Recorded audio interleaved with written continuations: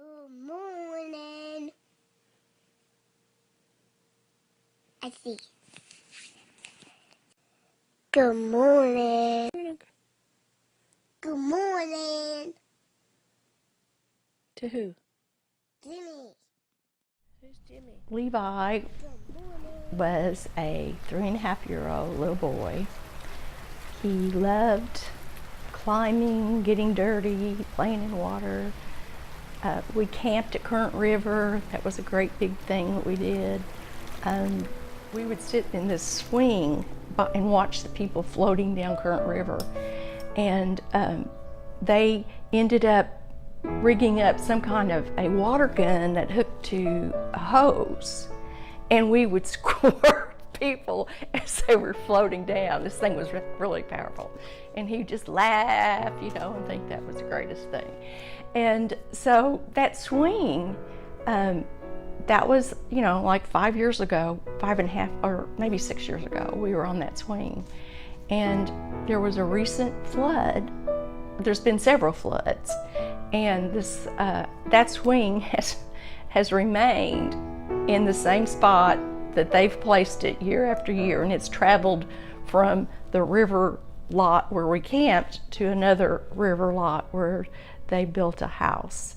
And it's in an area called Levi's Landing. But the most remarkable thing is that swing, I call it Levi in my swing, has survived no matter where they've moved it.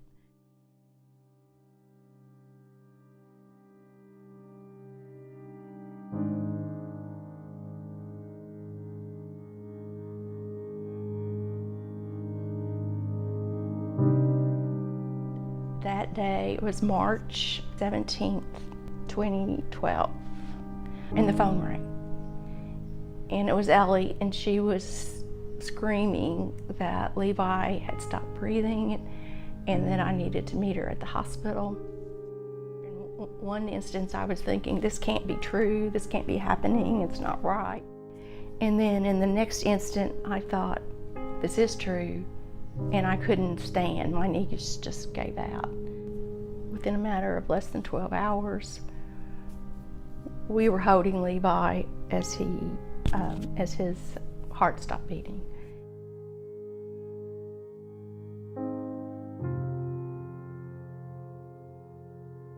And the hardest thing for me as a mother was to watch my daughter, Ellie, helpless. I was helpless, she was helpless. It was the worst place in the world that you could ever be. Our family wanted to do something to remember Levi. He was only 3.5 years old, and for my daughter, it was important to her to keep his memory alive.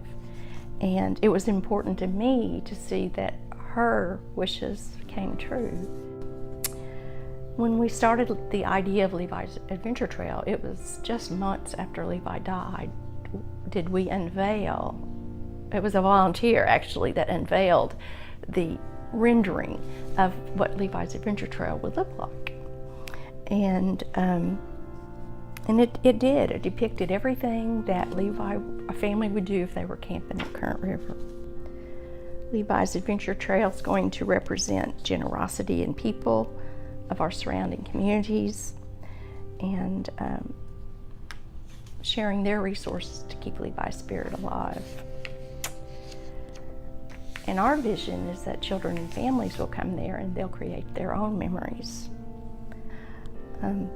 It has been an overwhelming project, but the success is totally due on the volunteers in our communities who have helped us.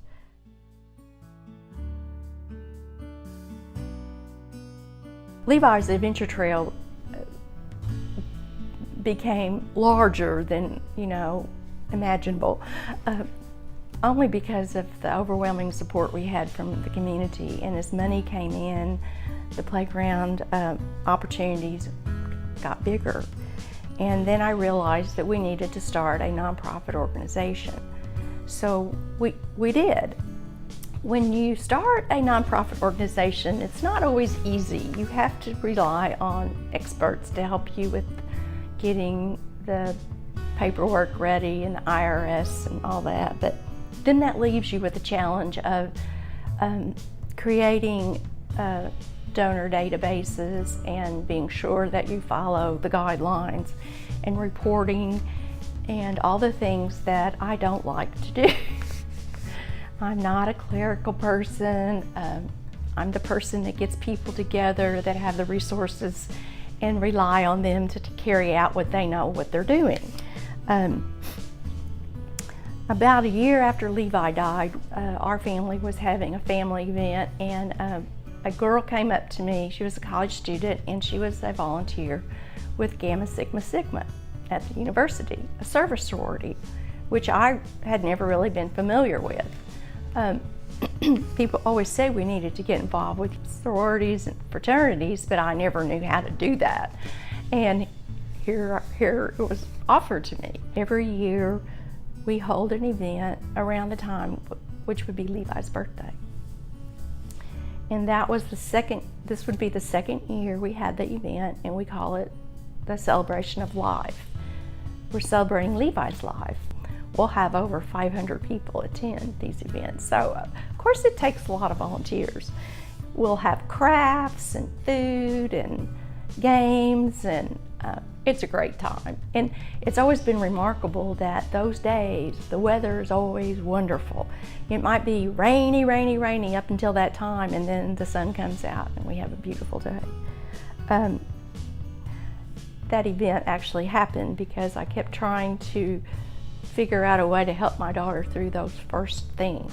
The first is birthday and then Christmas. And so Levi's Celebration of Life began like that. And then I realized we needed more volunteers to carry out the work of Levi's charity. And that's where I was introduced to the Gamma Sigma Sigma sorority. Hello, I'm here with Alpha Psi, and we are celebrating Levi Day. In college, you normally meet people your own age, but in college I met a 67-year-old who became my best friend.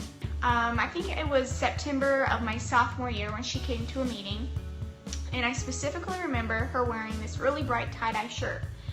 And I was like, any charity that sells tie-dye shirts is all right in my book. And just seeing her dedication and her hard work and her passion, I just couldn't believe how much money they were raising, how much awareness they were raising, just, in a small knit community. It was completely inspiring, and Viney became so much more than just someone to volunteer with me.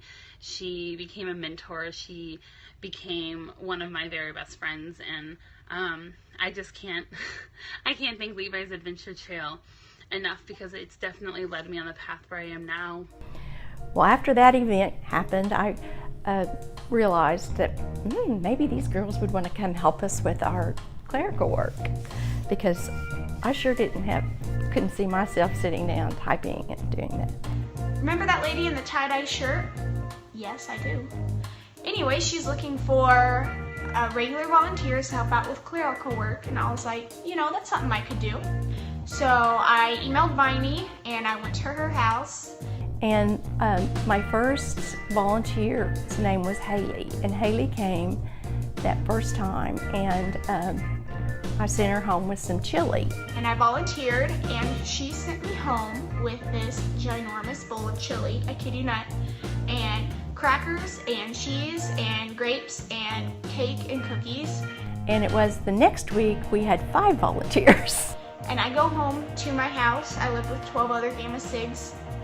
And I'm like, guys, look what this lady I just volunteered for sent me home with. And they're like, what? And I'm pretty sure like 4 of them signed up to volunteer for her the next day because of that. The rest is history. Those young women, the very first Levi girls, we called them, we became great friends. But I don't know what I would have done without them. We've always had things in our lives, and you look back and you think, what have I learned? I guess some of the things that I've learned is if you have a vision and you want to accomplish it, you have to share what that vision is. You always have to be flexible because it's not always going to happen exactly how you plan it. The road to get there might change, and you have to navigate those obstacles, but you can't do it alone. You have to rely on other people. And prayer. You have to rely on prayer. You have to keep your eyes on the goal and realize that volunteers are important to every community. If you just look around your community today, whether it's putting up hundreds of flags for Flag Day or building a playground, these things don't happen without volunteers.